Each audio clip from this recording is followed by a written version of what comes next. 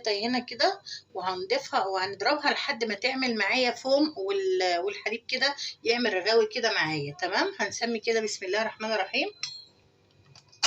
انا ضربت الحليب لغايه ما بقى فوم زي ما انتم شايفينه كده معايا اهو. هسمي كده بسم الله، واحط معلقه الليمون، معلقه الخل، وهنزل بالزيت، وهكمل ضرب. انا كده ضربتهم تاني مع بعض، وهنزل كده بكوبايه السمنه.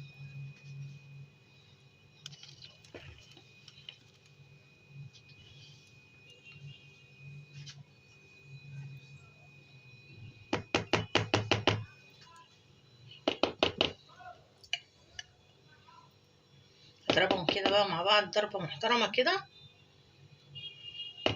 كمل ضرب فيه.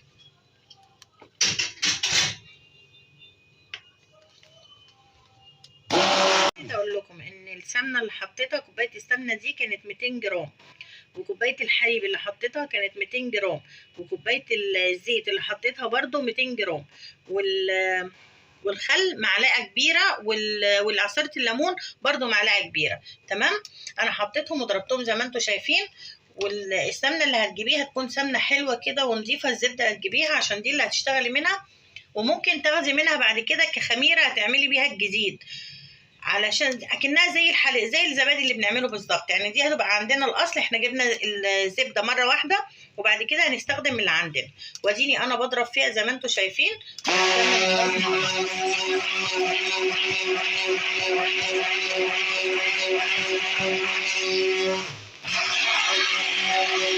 بصوا تبقى معاكي كريمي خالص كده.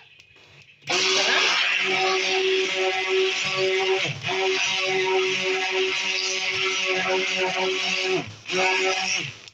كده حلو قوي. هجيب بقى القالب بتاعي واحط فيه كيس بلاستيك، وانزل السمنه دي فيها.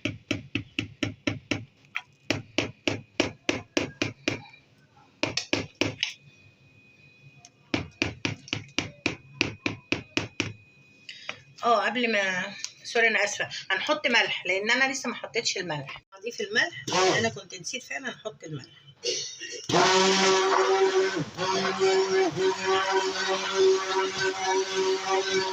ما تملحهاش قوي، يعني خلي ملحها مظبوط.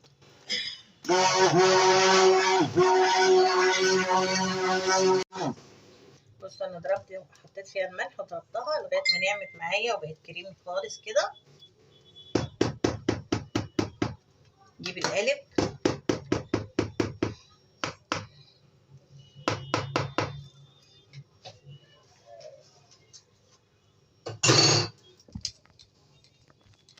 جبت القالب وهنزل كده في القالب عشان تطلع حته واحده زي اللي احنا بنجيبها من بره.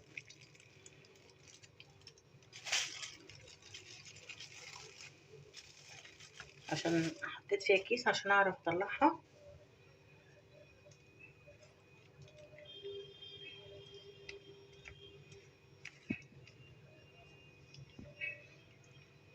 احطها بقى في التلاجة شويه تبرد وتهدى. طبعا انا عملت اللبن بارد، كله بارد، والسمنه بارده، وكله بارد، ما عملتش حاجه سخنه خالص.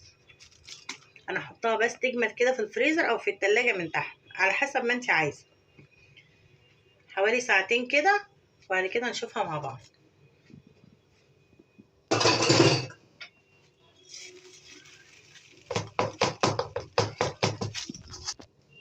اغطيها بقى واحطها كده في الفريزر شويه، ونقدمها مع بعض بعد ما تجمد وتتماسك، ونشوفها كده مع بعض. اهي طلعت معايا ما شاء الله، جمدت اهي ما شاء الله. بصوا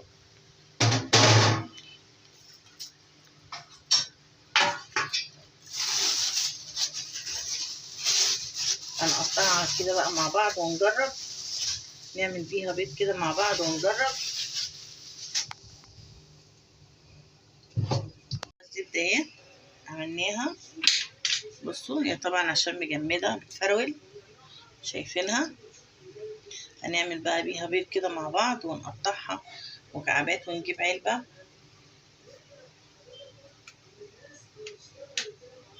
ونعينها فيها. اهي الزبده معانا شايفينها، هي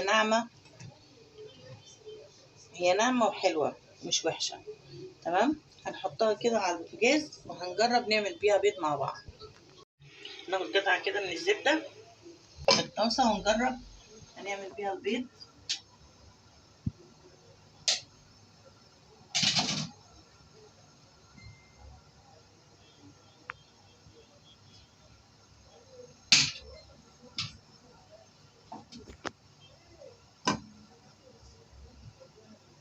نجرب كده معانا. بص كده يا حبيبي، يعني هي حلوه بس هي نزلت الخط اللي فيها بتاع اللبن اهو، شايفينه معايا. هي فكره حلوه مش وحشه. نجرب كده بسم الله ونعمل بيها البيض.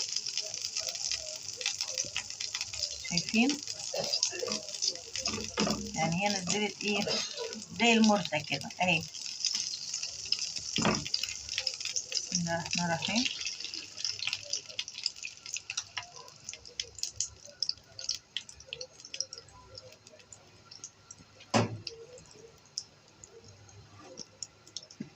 نجرب نعمل بيها البيض ونجرب بيها البيض معاكم اهي، شايفينها.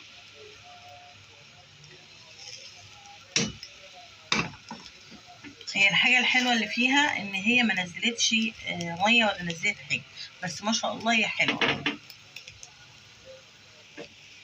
اهي. انا عملت بيها بيض معاكم اهو، ما شاء الله هي حلوة مش وحشة، هي جميلة جدا وملمسها ناعم وحلوة، وهنوفر احسن ما نشتريها من بره. الكيلو دلوقتي بقى بمبلغ وقدره، لا عملناها في البيت وبطريقة بسيطة جدا ومش مكلفة خالص، وما شاء الله حلوة قوي. واعملوها وجربوها ان شاء الله هتعجبكم قوي. متنسوش تعملوا لايك وشير وسبسكرايب في القناة.